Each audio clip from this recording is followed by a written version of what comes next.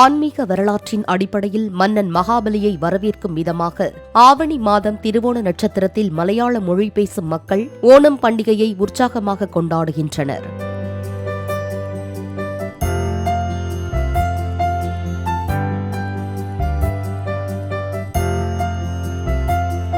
பத்து நாள் கொண்டாட்டத்தின் நிறைவாக வீட்டு வாயில்களில் இன்று வண்ண பூக்களால் அத்தப்பூ கோலமிட்டு புத்தாடை உடுத்தி குடும்பத்தினருடன் கூடி ஓணம் சதயா எனப்படும் அறுசுவை உணவு உண்டு மகிழ்கின்றனர்.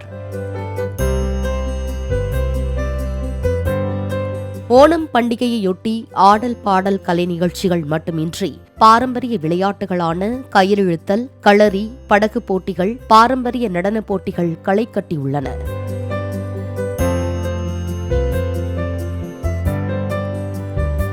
தமிழகத்தில் சென்னை, கோவை, உதகை, திருப்பூர், கன்னியாகுமரி உள்ளிட்ட மாவட்டங்களில் வசிக்கும் மலையாள மொழி பேசும் மக்கள் இன்று ஓணத்தை உற்சாகமாக கொண்டாடுகின்றனர்.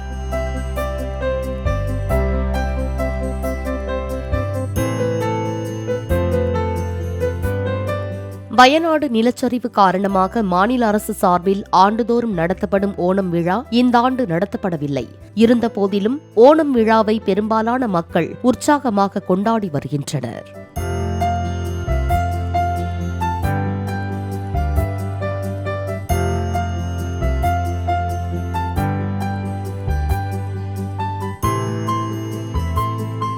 சாதி சமய பேதமின்றி ஒற்றுமை, நல்லிணக்கம், சமூக உணர்வை வளர்க்கும் விதமாக கொண்டாடப்படும் இத்திருநாள் மலையாள மக்களுக்கு மட்டுமின்றி அனைத்து மக்களுக்கும் மகிழ்ச்சி பொங்கும் திருநாளே.